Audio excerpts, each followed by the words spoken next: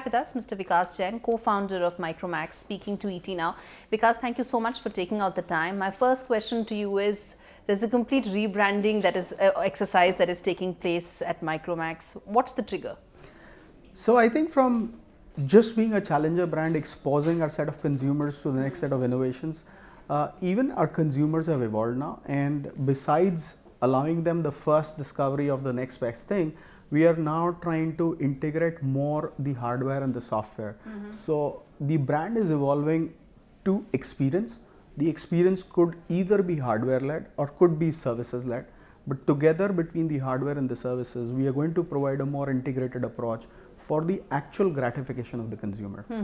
So what is the next that we can expect from Micromax? I mean, because at some level, phones or hardware is a commodity to a large extent. It's an Android clone that is out there in the market. So what next can we expect from Micromax? So I think we remain completely adulatory to the work that Google has done. I think the whole aspect of creating an open operating system which is being adopted leaps and bounds remains to be very adulatory work.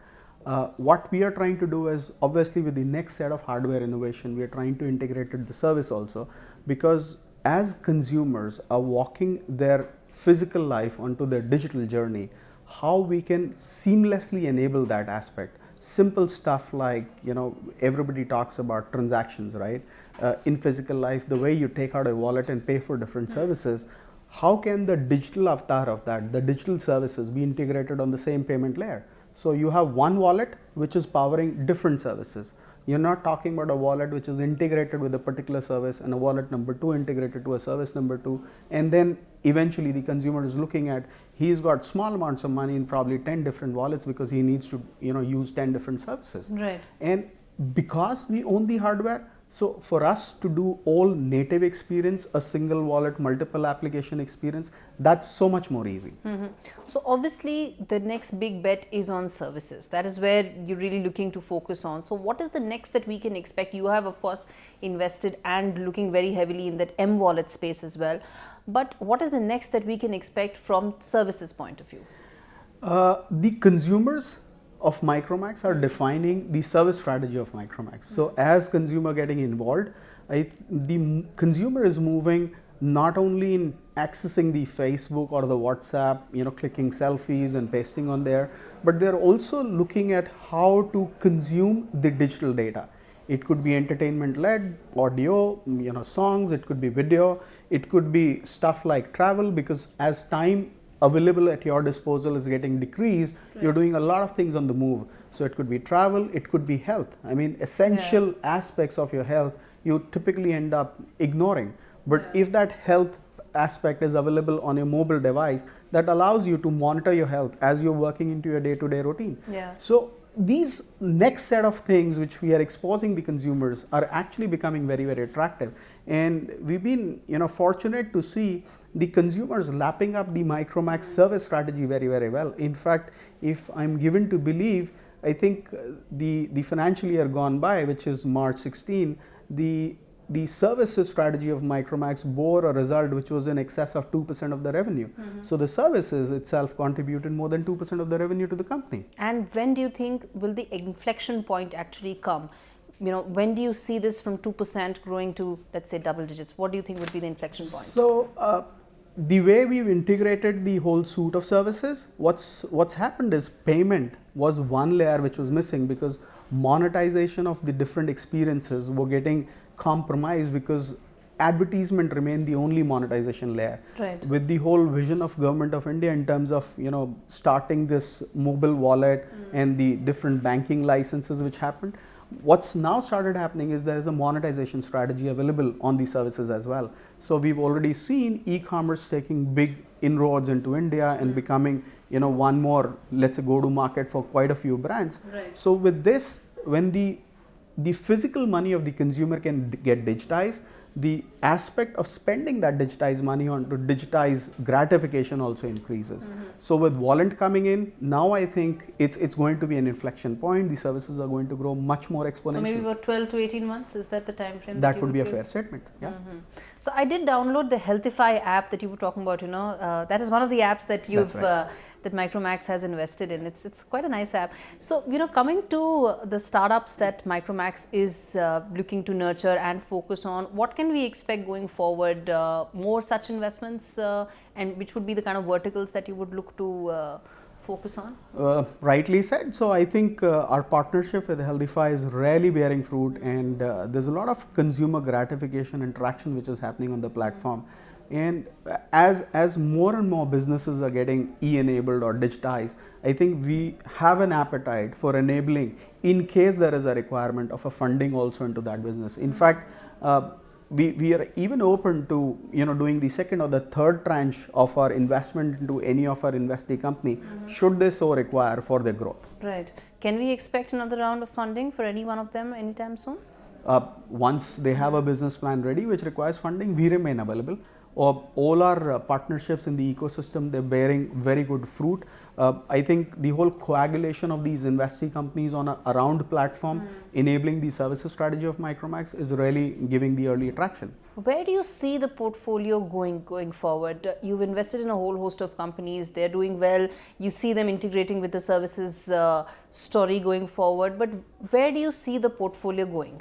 Do you see it to be sizable enough, or would you look to only focus on the startup space? Where do you see that going? So our appetite into this area abstains from being a pure financial play. For us, we are very clear, we are strategic investors. Yeah, right. We do not put a size to our investment because that would depend on the requirement of our investee company.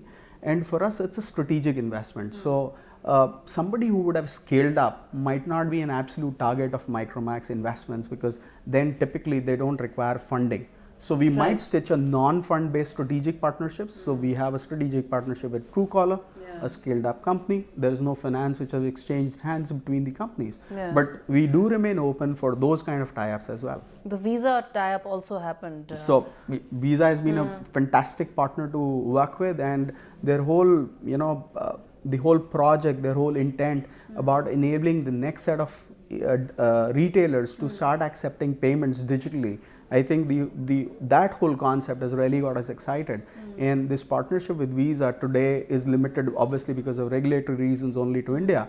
But we are exploring how in a different avatar we can launch it in countries like Russia and Bangladesh, where we are present on the devices distribution play as well. Is regulatory hurdle an issue that needs to be overcome, or what is the challenge? So the way this whole domain of mobile commerce is currently made up, the wallet can only be used captively inside the country. You can't use the proceeds of the wallet to be spent into any other geography.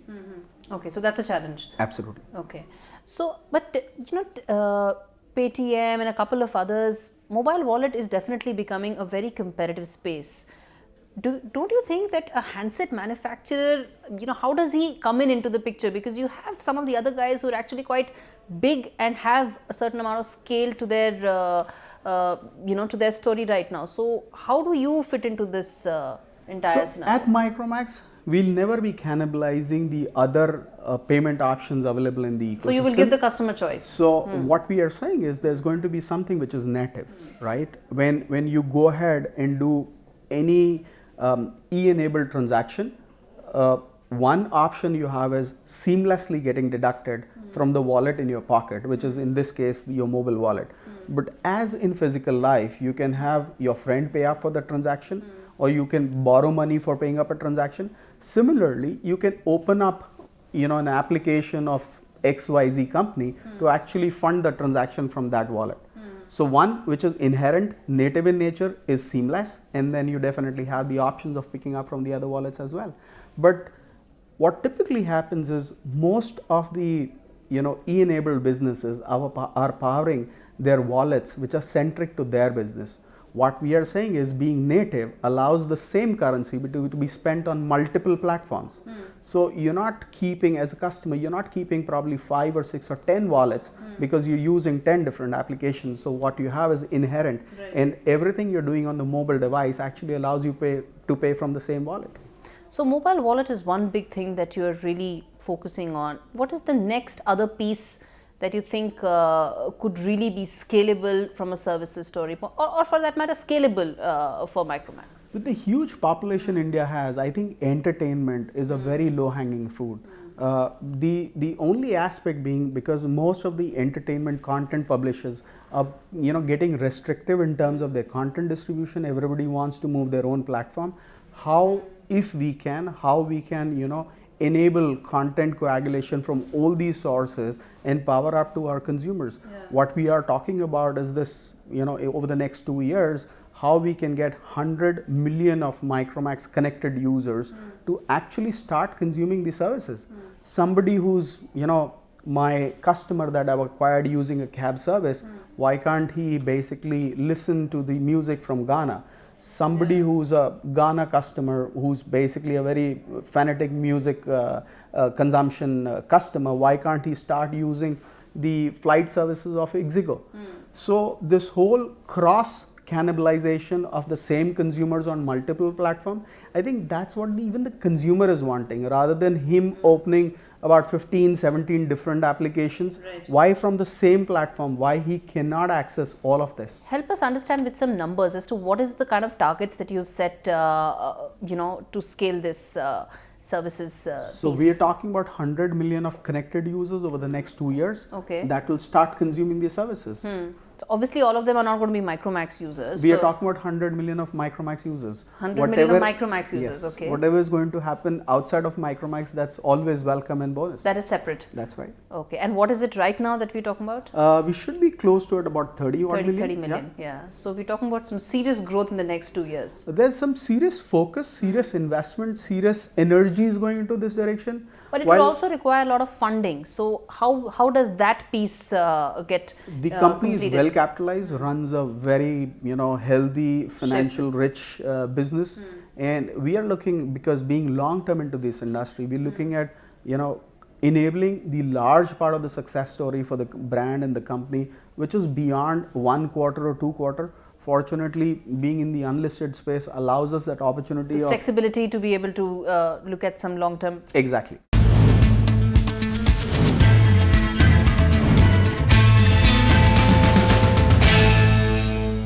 There was a very, the expectation was that there was a big funding deal that was looking to be tied last year. It didn't go through. Alibaba was a deal that fell through.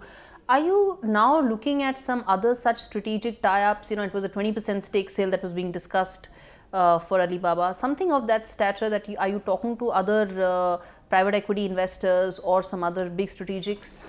Times are changing from being talked about in the media about a possible funding into Micromax. I think over the last 12 months, Micromax has itself invested into 6 companies.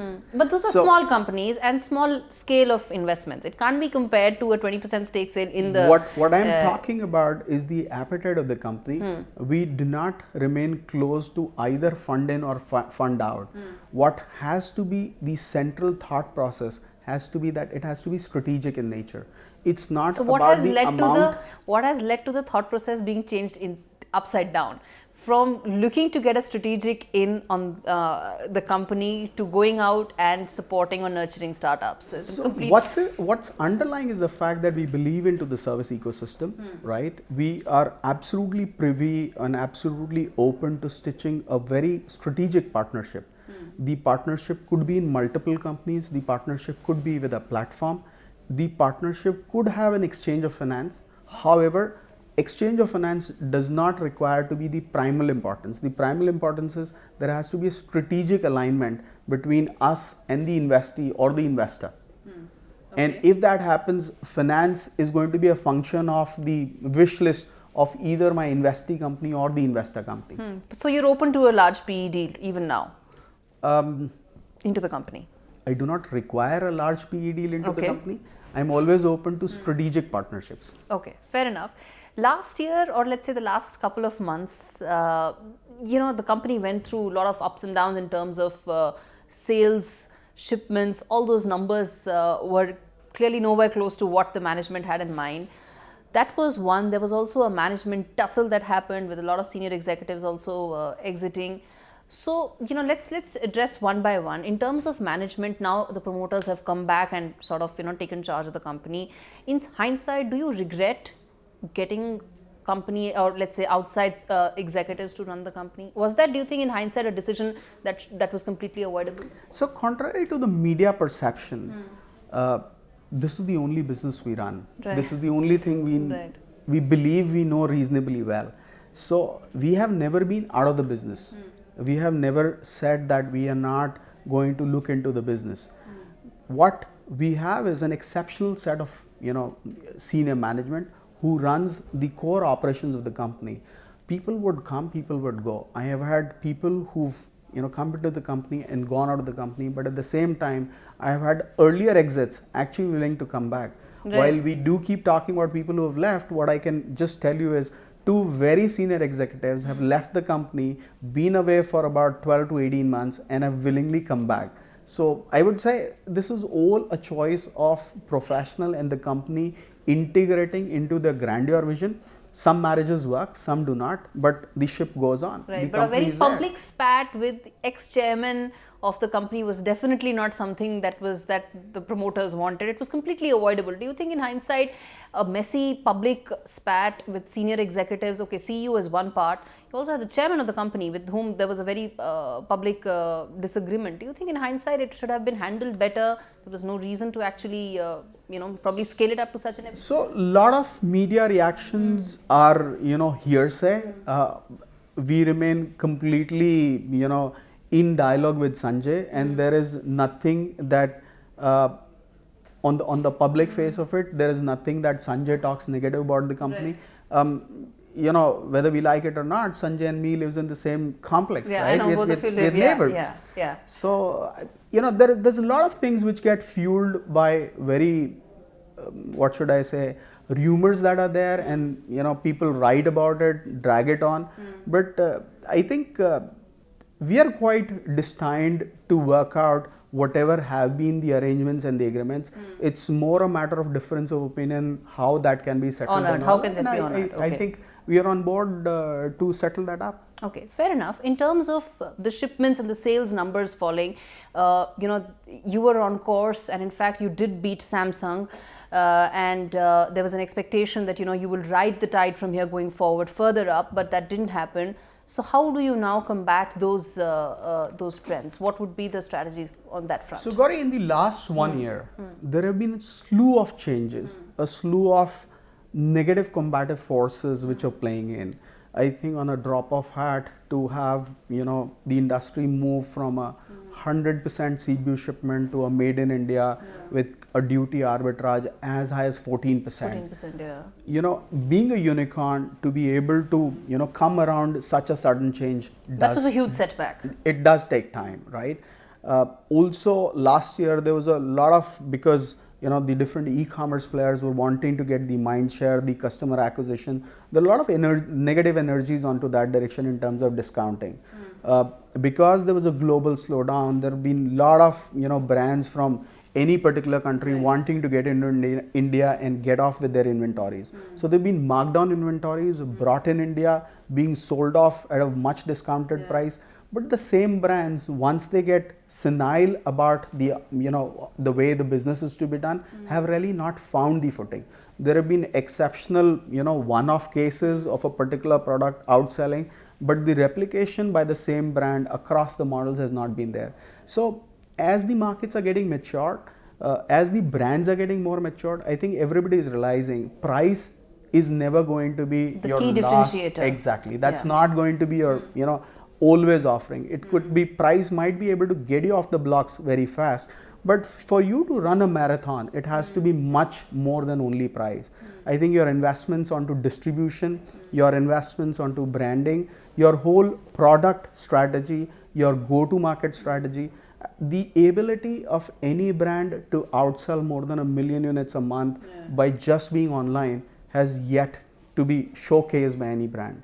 So jury is out. I mean, we can see it in any developed country where e-commerce and physical retail work hand in hand. There's a balanced approach in terms of the market share of online and the market share of offline.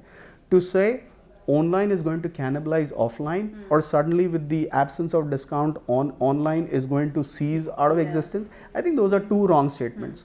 The whole industry has kind of 100% upside, and all the forces together have to come around and see the 100% upside and actually work towards growing the industry.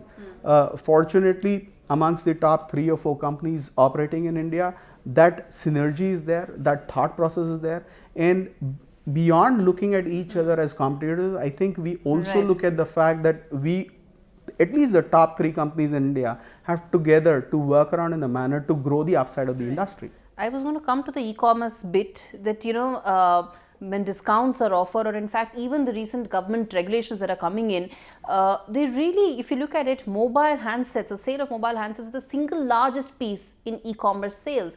And when government comes out saying that you cannot offer discounts and a whole host of such rules, how big a hit will that be for players like you? Definitely a sizable impact. Micromax has been growing through its own distribution presence in the physical world or the physical ecosystem, and we've been glad to stitch out our partnerships with the online brand partners like Flipkart, Amazon, Snapdeals. Right. So our business remains healthy. Our business was never supposed to be a discount game. In fact, the discount as a whole structure have always been opposed by Micromax, because for every discounted single product, it has a ripple effect to the rest of my 30-35 products which are there in the market. So we've always opposed the idea of discounting. We believe we understand a consumer well, and we offer him exactly what he's looking at price which is very friendly to him. So we do not require some outside help to actually offset the cost of my hardware and give subsidy. So Micromax has evolved being a brand very close to the consumer, and we've always said we don't require any external sources to fund a part of my acquisition. So if discounts were not to be offered, or let's say extraordinary discounts were not to be offered, it will not have any sizable impact. It's actually the most healthy environment to live in, and most of the brands who are credible, who are sizable, are very happy with this kind of an environment coming in. I think there's so much organic growth which is available. We are at the end of the day 130 crore population. Right. Even with very feeble numbers, what we are talking about is this huge giant mass of consumers which can get on any platform. Right. Just the organic growth of that is going to help everybody in the ecosystem. Fair enough. My last question to you before we wrap this up. International business is clearly a domain that the company is focusing on significantly. You've already ventured successfully into SAARC regions and also Russia. Help us understand what is the kind of roadmap that you have in place going forward. Are there any new geographies that you're looking to tap into? What's the plan there? Oh, so I think Amit and his team has done a wonderful job. I just got a report 3 days back where Amit very proudly sent it across to me that Micromax now is number 3 brand in Russia. I mean, for every hard work or every toil that we've done in the SAARC geographies, people always used to comment, the SAARC is a natural integration of being in India, and success in SAARC countries is not a reflection of how strong the brand is.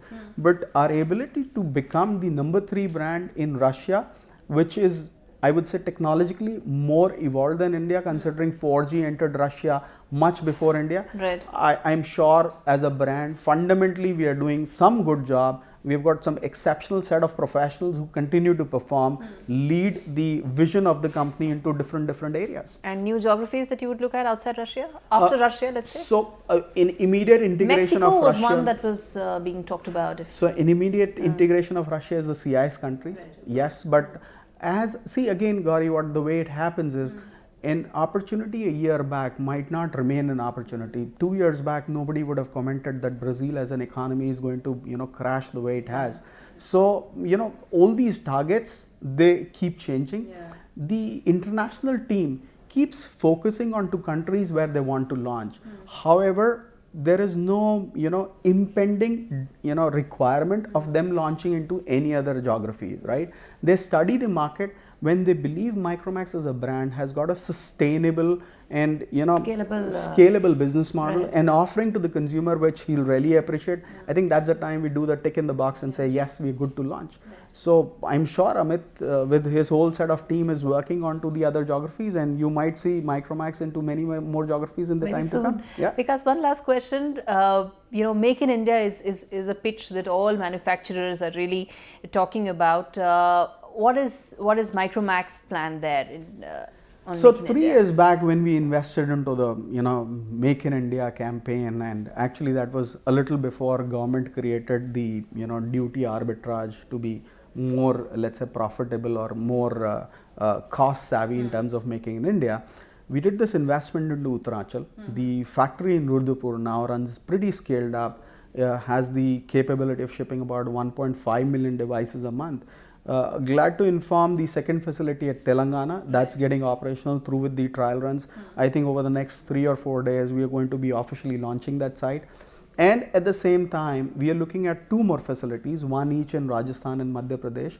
And all goes well, next 12 months should see all of them, all the 4 working together. And just this captive base should allow us to ship out about 5 million devices every month. For everybody who's doing a hands up and saying make in India, there are so many people who are actually getting it through a third party. And it's a really, a little disheartening, because I know few of the brands who've kind of imported the make in India stickers from the other countries and stuck in China. So I think the ecosystem is evolving well, and all these companies who've kind of doing a pseudo make in India are going to fall in line and actually believe into make in India. Pseudo make in India is a separate story altogether. We leave it at that. Thank you so much for taking out the time. My pleasure. Thanks. Thank you.